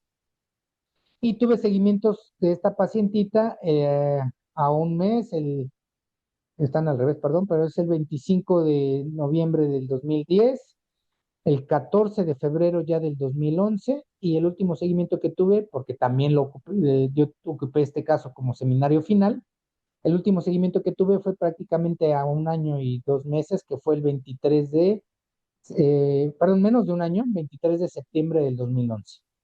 Entonces, seguimiento de casi un año. Obviamente, pues la lesión que teníamos aquí, pues se ve sumamente mejorada o se ve reparada, entre comillas, porque recordemos que durante la cirugía le colocaron hueso, pero que nuestra paciente estuvo totalmente asintomática. Empezamos a ver un poquito de desarrollo de esa raíz o empezar a ver tejido que puede empezar a formarse alrededor de esa raíz. Ese fue ya fue el seguimiento que tuve, realmente ya no tuve oportunidad de tener más seguimiento con esta pacientita, estamos hablando, repito, casi un año de seguimiento, pero que en este inter de estos seguimientos yo iba a hacer lo mismo en los otros dos dientes, en el central y en el lateral. Afortunadamente, mal hecho de mi parte, pero afortunadamente cuando iba a empezar, no recuerdo con cuál de los dos, pero no anestesié, únicamente aislé. Dije, pues están necróticos, ya cuando hice mis pruebas estaban necróticos, y cuando empiezo a hacer mi acceso a la pacientita le molestó. Entonces, ¿cuánto tiempo después? Fue aproximadamente como 3 meses, 4 meses después de esta de esta primer radiografía. No recuerdo si el lateral o el central fue el que empecé a abrir, o iba a empezar a abrir. Como no anestesié, trato de empezar a hacer mi acceso y a la paciente le duele. Así como que, uy, hago pruebas de sensibilidad y, oh sorpresa, los dientes respondían positivos a esas pruebas de sensibilidad. Entonces, pues tuve seguimiento, el mismo seguimiento de casi un año, y vemos cómo hay un desarrollo de ese diente, de esos dientes, de cómo estaban. Sí. Ya hay un cierre de esas raíces. Y es aquí obviamente una pexogénesis, pero pues de forma natural. Entonces, para que también tengamos en mente lo bondadoso que es el cuerpo, ¿no? Entonces, moraleja nuevamente, siempre antes de tocar un diente, hacer pruebas de sensibilidad, ¿vale? Y pues bueno, entonces, como podemos ver, vamos a tener una completa reparación de los tejidos periapicales, ya sumamente documentado, alrededor de nuestro tejido o de nuestro material de sellado, ¿no? Otro caso en el cual aquí ya hablamos de un ápice abierto, pero por una reabsorción. Esta es una pacientita ya adulta, en ese momento creo que tenía como 35 años, no recuerdo, pero en el cual, digo, aquí siempre me sorprende o siempre me preguntan cuando muestro esta imagen de que cómo puede tener ortodoncia y no se dieron cuenta que había un ápice abierto, ¿no? O hasta en una imagen radiográfica, una imagen radiolúcida apical, ¿no? Pero bueno, ahí sí ya no. Yo no hablo mucho al respecto porque es cuando todavía va a diferentes consultorios, y este caso de tener como unos 6, 7 años, 6 años yo creo. Visité ese consultorio, me llamaron porque pues la paciente tenía un tracto sinusal o tracto sinuoso, y pues que va en este diente, ¿no? Entonces lo mismo, tomamos longitud de trabajo, colocamos nuestra plug de MTA, nuestra barrera apical, vemos cómo también se nos había ido un poquito de material hacia esta zona, y pues ya terminamos nuestro tratamiento. No tenemos desafortunadamente mucho seguimiento hasta que nos volvemos a encontrar esa pacientito 3 años después. Ya le habían colocado su implante, y vemos la reparación apical que pudimos, esa lesión que tenía en esta radiografía. Vemos cómo ya sanó y cómo tenemos material o un tejido alrededor del material que pudimos haber proyectado, ¿no? Entonces vemos la biocompatibilidad nuevamente de nuestro material. Vemos cómo está aquí con nuestra lesión apical, y 3 años después prácticamente libre esa zona de esa lesión apical, ¿no? Entonces, pues ya tiene también hasta su implante, compitiendo contra el implante a ver cuál dura más. Otro caso nuevamente de barreras apicales, casos en el cual el paciente refiere que tuvo un traumatismo cuando era niño, Dice que le hicieron un tratamiento, pero pues ya después le colocaron algo y llega el consultorio en el cual me voy a hacer ese tratamiento porque se fracturó nuevamente ese diente. Entonces aquí podemos ver que muy probablemente en su momento le hicieron alguna pulpotomía o colocaron aquí algún material porque son diferentes radiopacidades, buscando tal vez algún crecimiento radicular que pues en su momento no sé si ya el paciente no siguió, no le dieron el seguimiento, pero que bueno, pues al día de hoy teníamos a ese día lesión y nuevamente un ápice abierto en el cual sí es un ápice abierto por una falta de desarrollo radicular, pero aquí ya no podemos, es muy complejo intentar hacer un cierre apical, ¿no? Que sí bueno, una terapia endodóntica regenerativa, ¿no?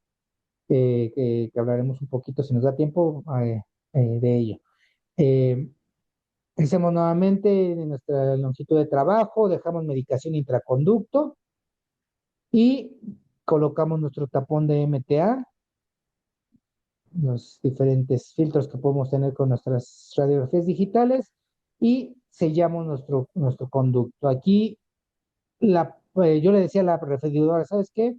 Pues voy a dejar únicamente o voy a colocar un poquito de gutapercha para que pues, le coloques el poste y hagas un monobloque.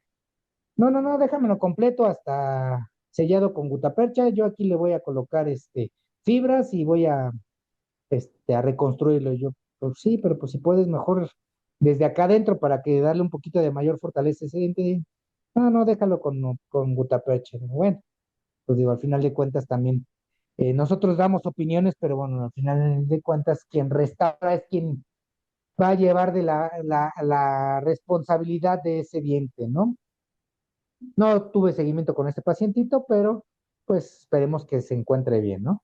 Y por último, este caso en el cual el que les mencionaba, a este pacientito le dijeron, sí le dijeron que tenía un ápice muy grande, que iban a tratar de juntar 3 gutaperchas para ver si podían hacer bien la endodoncia y que, bueno, pues llega el paciente porque se le cayó la resina, llegó a ese otro consultorio y pues obviamente vemos cómo está la resina ahí, digo, la gutapercha, perdón, toda embarrada en el diente, ¿no? Entonces, pues optamos obviamente por hacer el retratamiento y colocar la barrera apical y literal, si fueron 3 gutaperchas que le pusieron ahí para poder tratar de sellar, ¿no? O sea, yo hablaba hace ratito de que hice un cono a la medida juntando varias gutaperchas, pero que por medio de calor hacer un solo núcleo de gutapercha, no colocar así gutaperchas individuales, ¿no? Pero bueno, logramos desobturar todo, colocamos medicamento intraconducto y nuevamente nuestro tapón de MTA, nuevamente sellado. De hecho, fue el mismo, fue muy curioso porque este caso llegó a la semana del caso previo al mismo consultorio, ¿no? Entonces, prácticamente los dos casos fueron muy seguidos. Lo mismo la referida me dice, déjamelo hasta arriba. Y aquí sí tuve la oportunidad de tener un seguimiento a 2 años.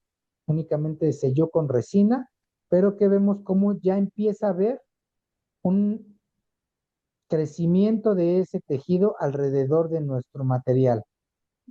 Sale a los 2 años, aparte de que ya la lesión desapareció o sanó, vemos cómo hay tejido alrededor de nuestro material. Entonces, pues nuevamente son casos que podemos llegar a encontrar, podemos llegar a hacer en ápices inmaduros o ápices abiertos, ¿no? Pero bueno, ya nada más Me voy a ir un poquito más rápido con este caso. Es un caso de un alumno de ULA Norte, precisamente el doctor Mario Sariñán, en el cual le ayudé a llevar este caso. Igual fue un pacientito que llegó con ápice abierto, tomado longitud de trabajo, dejó hidróxido de calcio como medicamento intraconducto, colocamos o colocó, hablo en plural, pero bueno, realmente todo fue hecho por él. Yo lo fui asesorando únicamente, colocó Biosys Repair, probando el plug con el cual lo iba a compactar, que es la forma en cómo lo podemos llevar, o también es muy sencillo poder llevarlo con microbrush o inclusive hasta con puntas de papel. Es un poquito más fácil, inclusive que con los compactadores. Lleva el material y coloca este tapón de MTA. ¿sale? Tal vez faltó bajar un poquito más o llevar un poquito más apical ese MTA, pero bueno, así fue como lo terminó. Son casos de universidad que, bueno, los pacientes se pierden. Aparte, él ya estaba en su cuarto semestre, este, pero ya no pudo él como tal darle seguimiento. Heredó al paciente, pero creo que ya nunca pudieron localizarlo y bueno, no tuvimos el seguimiento que deseáramos, ¿no? Esto fue hecho ya prácticamente hace 2 años. Y otra parte muy importante que tenemos que tener en mente, o sea, ahorita estábamos hablando de una pexificación una barrera apical con cuando tenemos un ápice abierto por medio de un ápice inmaduro, o que ya tenemos una necrosis pulpar, o como en el otro caso que hubo ya un tratamiento previo. Pero algo que tenemos que tener muy en mente también, y que yo mencionaba, es que ya sea por una reabsorción o por una sobreinstrumentación, es necesario también colocar esta barrera apical, que al final de cuentas el tratamiento sigue siendo una apexificación, esta barrera apical de MTA. Entonces, tenemos diferentes autores que nos hablan en base al calibre apical que puedan llegar a tener estos dientes. ¿Qué calibre tendríamos o sería el idóneo o ya el mínimo para colocar esa barrera apical? ¿A qué me refiero? Cuando nuestro diente apicalmente ya tenemos una lima, bueno, que una lima 60 es la que ajusta según SARIS o según el IoT, a partir de una lima 60 ya es necesario colocar una barrera apical. Según Buchanan, a partir de una lima 70 y según Moore, a partir de una lima 80 hacia adelante. Entonces, dependiendo de la literatura en la que nos basemos, es muy importante tener eso en mente. ¿Por qué? Porque también es algo que le debemos transmitir y le debemos decir a nuestro paciente, porque sobre todo esto puede ser muy común en un retratamiento, que nosotros quitamos esa gutapercha, como voy a mostrar un caso más adelante, que quitamos esa gutapercha y hasta que se quitó la gutapercha se vio esa reabsorción radicular, que ya implica tener que colocar un material más allá de una obturación normal y que obviamente este material pues implica un gasto que se le tiene que va a generarse hacia el paciente. Entonces, es muy importante que si nosotros tenemos calibres amplios en ese ápice a partir de unas 60, ya debemos de pensar en no nada más obturar la endodoncia con pura gutapercha, sino con una barrera apical, ¿no? Por ejemplo, en este caso, este es un de los primeros casos que hice en el cual vemos esta reabsorción. En la raíz distal nunca pude tener ese sellado apical. Tenía, no sé, un calibre yo creo que una 70. En las raíces mesiales, aunque teníamos reabsorción, pero sí pude tener un calibre bajo. Entonces, este diente fue obturado únicamente la raíz mesial con MTA y la raíz distal con MTA y las raíces mesiales sí fueron obturados con gutapercha. Aquí tenemos las dos formas en que pudiéramos obturarlo, ¿no? Y pues tuvimos la fortuna de tener seguimiento con este paciente, dejamos espacio para poste, la doctora me jura y perjura que sí colocó el poste, le creo porque tenemos aquí algo embarado en las paredes que no lo teníamos, pero que bueno, son postes que muchas veces no se ven radiográficamente, ¿no? Y aquí tenemos el seguimiento a un año en el cual principalmente ya tenemos la lesión reparada y vemos cómo se empieza a crear o a desarrollar tejido alrededor de nuestra raíz, nuestro material. Pero ojo, no nada más del MTA, sino también de la raíz que fue obturada con gutapercha. 2 años, nuevamente vean ese remodelado apical, 2 años y medio, perdón, y tuve el seguimiento hasta 4 años. Y aquí ya vemos un desajuste de la corona. Ya tenemos aquí, vemos que sí, a lo mejor sí está aquí el poste, vemos espacios o vemos burbujas, pero que bueno, afortunadamente, radiográficamente, 4 años después, vean cómo hubo ese remodelado apical. Y repito, no nada más del MTA, sino también en la raíz, donde fue obturado únicamente con gutapercha. Entonces, nuevamente el cuerpo es muy, muy, muy noble, ¿no? Es muy importante también tener en mente, porque también seguido me lo preguntan, en este tipo de casos, ápices abiertos, ya sea inmaduros, o ápices inmaduros o ápices abiertos por reabsorciones, ¿cómo y con qué tengo que irrigar? Sí o sí con hipoclorito. O sea, no hay otra forma de irrigación que no sea con hipoclorito. Este estudio nos habla de que en realidad con la forma en la que podamos o con la que vayamos a irrigar, va a haber extrusión, desde con una irrigación únicamente pasiva o sin agitación, con ultrasonido, con agitación ultrasónica, agitación manual, con irrigación sónica o agitación sónica, hablando de la activación del irrigante, en todos hubo cierta proyección del hipoclorito. Ciertamente el que causó mayor extrusión del mismo fue con las puntas EDI, que son una este, eh, agitación sónica o una activación sónica, perdón, pero que sí o sí debemos de irrigar con hipoclorito, porque recuerden que lo que buscamos es una desinfección. Lo que podemos hacer o lo que debemos de hacer es probablemente disminuir la concentración del hipoclorito, no utilizarlo como normalmente debemos, que es al 5,25 o lo más concentrado posible, tal vez hacer una disminución al 1% o al 2% para que la extrusión que podamos llegar a tener sea menos agresiva.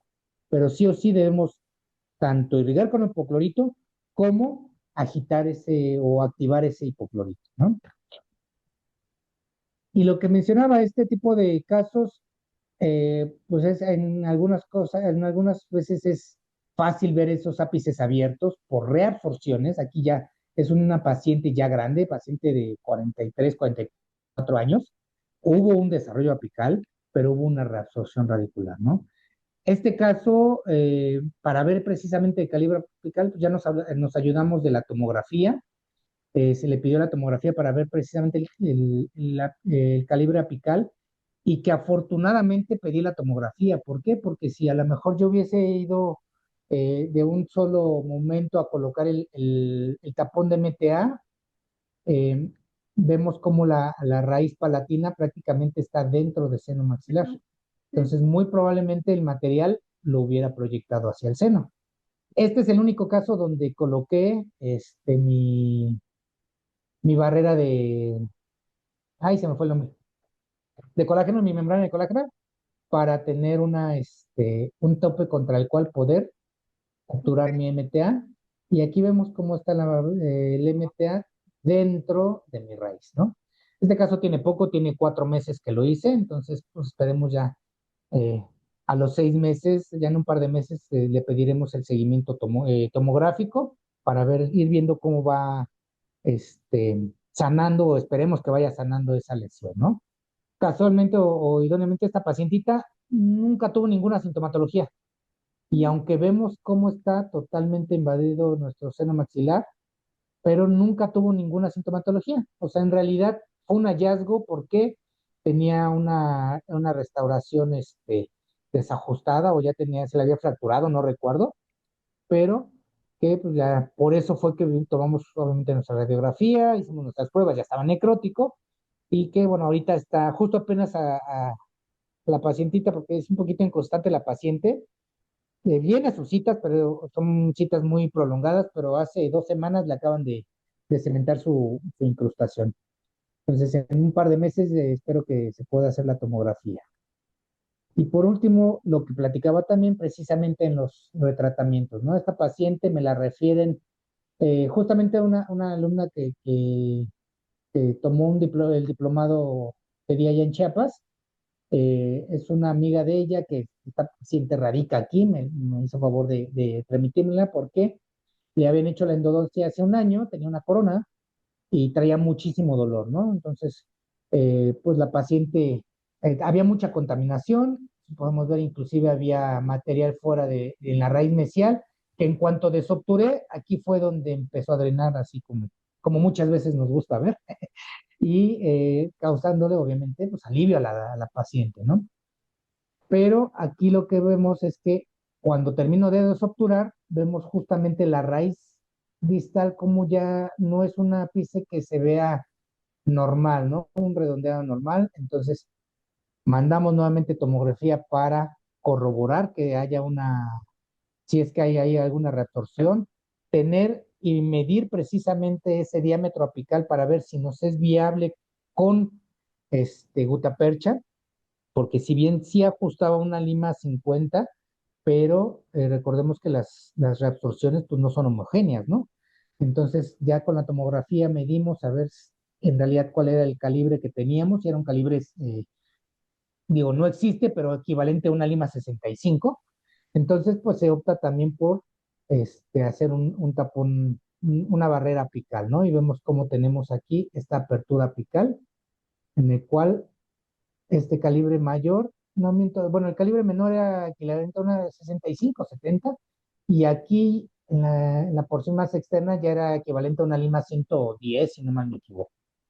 Entonces, se le manda la tomografía para mostrarle y evidenciar a la paciente y que nos entienda mejor la necesidad de colocar ese material.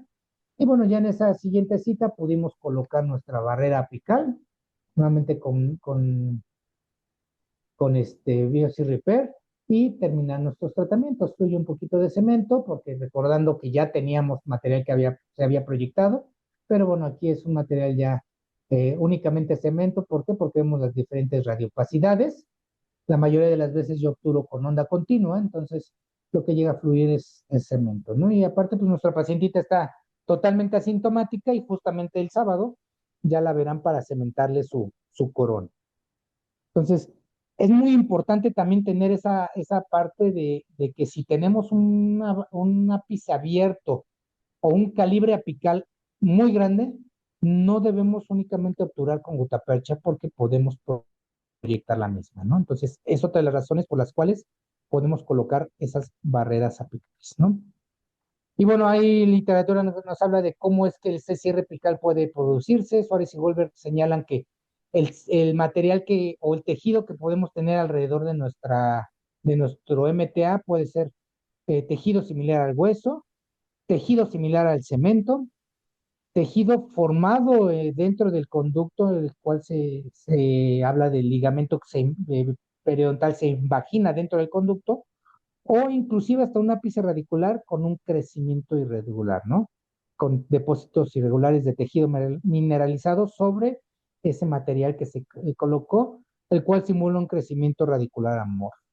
Entonces, son las diferentes formas en las cuales se puede pensar el tejido que puede estar alrededor de nuestras raíces, pero que obviamente pues no vamos a saberlo a menos que tuviéramos la necesidad de hacer un corte histológico, que pues no haríamos, ¿vale? Bueno, y pues ya por último tenemos esta parte de lo que conocemos como una revascularización, el término más acuñado, más idóneo que se le da, que es una terapia endodóntica regenerativa. Es en el cual, por ejemplo, en estos casos se busca cuando tenemos dientes con un desarrollo apical incompleto, pero que tienen una pulpa necrótica. Se busca tratar de que haya ese crecimiento radicular por medio de repito, se conoce como una revascularización, aunque ya se ha visto que en realidad no hay tejido pulpar que se vuelva a formar, pero sí hay fibras que le ayudan por medio del ligamento o de las células madre, perdón, o células mesenquimosas indiferenciadas que quedan en el ligamento periapical, ¿no? Entonces, esa es la base por la cual este tratamiento se tiene, ¿no? Por ejemplo, en este caso, o en este artículo que nos habla de una revascularización en un diente inmaduro con periodontitis apical y tracto sinuoso. Entonces, vemos cómo tenemos esta lesión en un diente inmaduro nuevamente, y que después de hacer el tratamiento tenemos ya un cierre o un crecimiento radicular a 30 meses, lo que habla en ese artículo, ¿no? Entonces, lo que él dice es que probablemente pueda haber o puede estar presente pulpa vital en la mayoría de ese conducto, pero que en realidad no vamos a tener, como mencionaba también en las pulpotomías, muchas veces no vamos a tener una respuesta ante un estímulo térmico, pero que radiográficamente vemos como si hay ese engrosamiento de las paredes. Obviamente, a base de la disminución de la luz de ese conducto, ¿no? Entonces, revascularización, revitalización, son procedimientos endodónticos regenerativos y en la literatura lo define como un procedimiento biológico diseñado para reemplazar estructuras dañadas con el objetivo de generar un tejido similar a la pulpa dentro del conducto para después inducir un influjo de células madres de la papila apical, restaurando la arquitectura y función del tejido original, lo cual se observa cuando las células se diferencian en odontoblastos capaces de secretar dentina tubular, según Galler, ¿no? Entonces, esa es la definición que vamos a tener de este procedimiento o de esta terapia endodóntica regenerativa. Hay mucha, mucha literatura, obviamente nos basamos en lo que son las células madre o las células diferenciadas, las cuales pues vamos a tenerlas en cavidad oral en diferentes partes de nuestra cavidad bucal, pero que la que nos vamos o los que nos van a ayudar a que se forme o que sean estas esta revitalización o esta regeneración van a ser las células madre de la papila apical, es las que buscamos que nos ayuden a que formen o que tengamos ese desarrollo radicular, ¿no? Y que si bien esto no es nuevo, o sea, en realidad esto de revitalización se empezó a hablar, entre comillas, un poco más hace unos 10 20 años, tal vez, pero que vemos que la primera evidencia de revascularización en dientes de expulpados viene con Otvi desde 1961. O sea, ya hablábamos desde hace, nuevamente, también hace 60 años de que se pudiera llegar a hacer una revascularización, en un estudio experimental, obviamente, en seres humanos, ¿no? Entonces, ya desde ese entonces se hablaba de esta terapia regenerativa, ¿no? ¿Cuáles son las ventajas?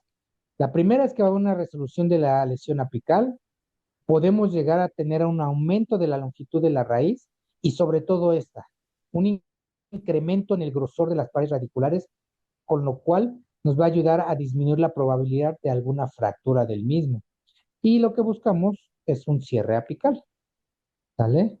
¿Cómo es que se realiza esta técnica? A grosso modo es, bueno, en la primera cita se va a anestesiar, se va a aislar, se va a hacer la apertura cameral, el acceso, y se va a tener que desinfectar. Una desinfección nuevamente con hipoclorito de sodio del 2,5 al 5%, de manera suave para evitar algún accidente, como platicábamos hace rato. Y vamos a colocar una medicación intraconducto. En un inicio se habla o hay varios artículos, varias corrientes que hablan de una pasta triantibiótica, que ahorita vamos a hablar de qué es esa pasta triantibiótica, o también puede ser una desinfección con hidróxido de calcio. Y vamos a dejar una restauración provisional con de ionómero de vidrio o IRM. ¿Cuánto tiempo? Puede ser una semana, 15 días o hasta un mes. ¿Qué es esta pasta antibiótica que nos describe Trow? Es una pasta en base a tres antibióticos, como el nombre lo indica, que es ciprofloxacino, metronidazol y minoxiclina, ¿no? En el cual vamos a tener un vehículo que puede ser propilenglicol nuevamente. Entonces se mezclan estos tres, literal, se trituran las pastillas, se mezclan y se lleva al conducto. O podemos hacer únicamente una desinfección también o una medicación intraconducto con hidróxido de calcio. Ya en la segunda cita vamos a realizar una anestesia, pero es aquí muy importante, sin vasoconstrictor. ¿Por qué? Porque lo que vamos a buscar va a ser un sangrado del tejido periapical, ¿sale? Entonces vamos a anestesiar sin vasoconstrictor, vamos a limpiar nuestro medicamento con hipoclorito y vamos a inducir la formación de un coágulo. Es decir, literal, vamos a estar picoteando alrededor o sobrepasando ese ápice con una lima para lograr un sangrado y crear un coágulo de 3 a 4 milímetros del límite amelocementario, sí, del límite amelocementario. ¿Por qué? Porque de esos 3 o 4 milímetros tienen que estar sellados con un material, valga la redundancia, sellador. Normalmente utilizamos materiales hidráulicos, ¿no? MTA, Biodentin, Biosirriper, los mismos materiales de los cuales hemos estado hablando. Después de observar, bueno, de crear el sangrado y ya observar el coágulo, hacemos hemostasia, perdón, de observar el sangrado, hacemos hemostasia durante 15 segundos, perdón, 15 minutos para compactar ese coágulo y colocar el MTA, llevar el MTA a esa zona y sellar ese diente, sellarlo de forma definitiva, resina, ionómeros, lo que sea, pero que sea un sellado definitivo para buscar ese desarrollo o esa revasculación. Primero, disminuir la lesión y segundo, buscar nuestros objetivos o que se cumplan nuestros objetivos, que es el engrosamiento de las paredes y el desarrollo de esa raíz, ¿no? Desafortunadamente yo no tengo como tal un caso propio porque es un poquito complejo llegar a tener este tipo de casos, pero he tenido la fortuna de coachar o de llevar un par de casos con alumnas. Fue una alumna de la doctora Svetlana García de posgrado de endoperidontología de IMESAP, en el cual nos llega este pacientito con esta lesión apical, un diente abierto, un diente previamente iniciado y que se opta por tratar de hacer este procedimiento, ¿no? Obviamente, pues, repito, son de los primeros casos que realizamos, desinfectó la doctora y aquí desafortunadamente a lo mejor el material que se llevó debería estar más arriba, lo llevó un poco muy abajo, pero que bueno, al final de cuentas se pudo cumplir el objetivo, ¿no? En el cual teníamos este diente previo, seguimiento a 6 meses, vemos cómo ya la lesión que se tenía va disminuyendo, empezamos a ver algún engrosamiento de las paredes a un año y se perdió, digo, la paciente, la alumna terminó su posgrado, se perdió obviamente el seguimiento con la paciente, pero afortunadamente la paciente, bueno, la mamá del paciente, mejor dicho, contactó a la doctora y pudo tomar un seguimiento a 5 años y vemos cómo sí, a lo mejor no tenemos luz de conducto, pero el diente sigue totalmente asintomático y tenemos crecimiento de esa raíz y ese cierre apical, ¿no? Entonces son tratamientos que sí o sí también son viables poder hacer. Principalmente les voy a mostrar en la literatura en los de artículos, por ejemplo, este del doctor Ricucci, en el cual hablan de dientes inmaduros, tres premolares, o reporte de 3 casos de premolares, en el cual vemos con base a tomografías también las lesiones tan extensas, hacen los mismos procedimientos y vemos los seguimientos a 5 meses, cómo va disminuyendo la lesión, a 9 meses y un seguimiento a 16 meses, en el cual prácticamente también tenemos esa reparación. Tomográficamente se ve casi por completo la reparación de esa lesión y el desarrollo radicular de ese diente, de como lo teníamos en esta zona a como lo tenemos el engrosamiento de las paredes, ¿no? Otro caso dentro del mismo artículo, igual otro premolar, hacen el mismo procedimiento a 3 meses, seguimiento a 6 meses, ya hay un crecimiento mucho mayor y que tomográficamente, como vemos esta lesión y al año, tanto radiográfica como tomográficamente se ve prácticamente. Y aquí, como en el caso que yo mencionaba, tiene un seguimiento hasta 5 años, en el cual prácticamente un remodelado apical completo, ¿no? Otro caso en ese mismo artículo, igual un caso que presentaba inflamación, lesiones, perdón, y seguimientos hasta 1 año y medio o 2 años, 7 meses, en el cual vemos, es un crecimiento irregular, pero que pues, obviamente la lesión se sanó, se cumplieron los objetivos, las lesiones sanas y ese crecimiento o ese cierre apical. Nuevamente buscando esta terapia endodóntica regenerativa. ¿Vale? Y por último, el último caso que tuve la oportunidad de aquí la doctora Quetzali, que es una, de hecho ella debe estar ya ahorita sí, porque como ya no estoy en Nula Norte, ya debe estar ya, si no mal me equivoco, terminando su tercer semestre. Este fue un caso que hizo a finales del semestre pasado que yo dejé de dar clases, que fue por ahí de agosto, julio que lo hizo, entonces me debe el seguimiento. Es una paciente adulta, en el cual inclusive aquí la doctora colocó plasma rico en factores de crecimiento. Entonces, es una alternativa que también se tiene. Normalmente este tipo de terapias endodónticas la literatura nos habla que vamos a tener un poco de mayor este, éxito en pacientes menores a 18 años. Pero, por ejemplo, esta paciente, si no me equivoco, tenía más de 35 años.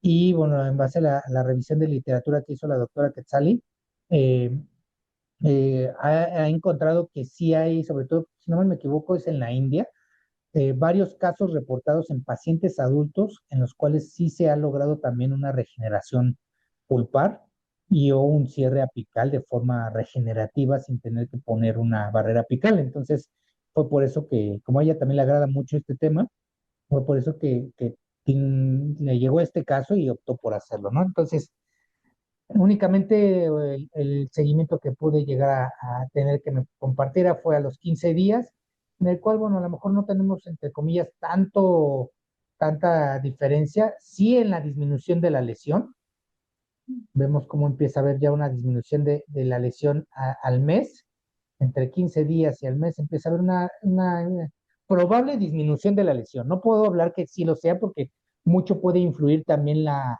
angulación de la radiografía, pero sí podemos tener una probable disminución de esa, de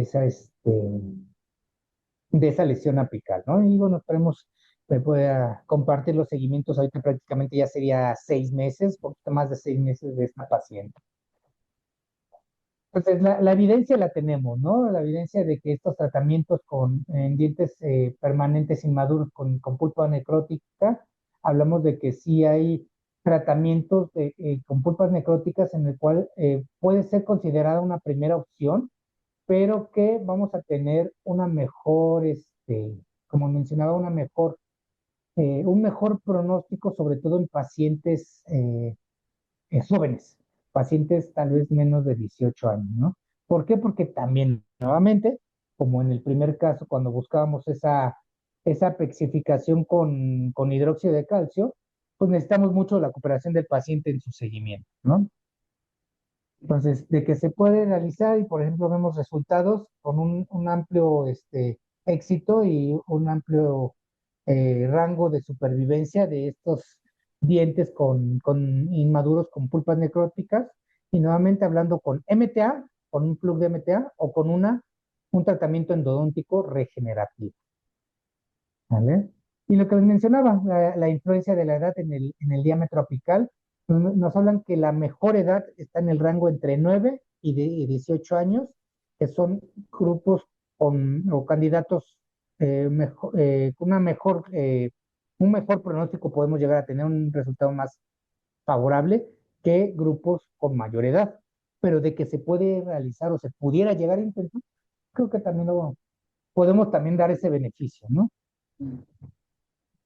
Y por último, este otro caso que también tuve del doctor Iván Barrera, que tuvimos también un seguimiento a un año. Y lo mismo, un paciente con pulpa necrótica, lesión apical, un tracto sinuoso, y que tiene un seguimiento a un año en el cual tenemos también ya un crecimiento radicular, ¿no? Y colocó MTA, aquí colocó el MTA, y que a un año vemos cómo hay un engrosamiento de las paredes y crecimiento radicular. Este caso yo creo que debe tener como unos 3 años más o menos, en el cual pues ya no ha tenido la fortuna de tener seguimiento con ese paciente, pero pues, tuvimos ese seguimiento de un año en el cual sí se pudo realizar. ¿Vale? Entonces, pues para terminar, como conclusiones que podemos pensar o que podemos tener es que en dientes con ápices abiertos, lo más importante va a ser nuestro diagnóstico o nuestro tratamiento va a darse en base al diagnóstico. Si tenemos una pulpa vital, vamos a hacer una apexogénesis. Si tenemos pulpa necrótica, vamos a hacer una apexificación. Como objetivo de buscar una apicoformación. Los tratamientos es apexogénesis y apexificación para dar resultado de una apicoformación.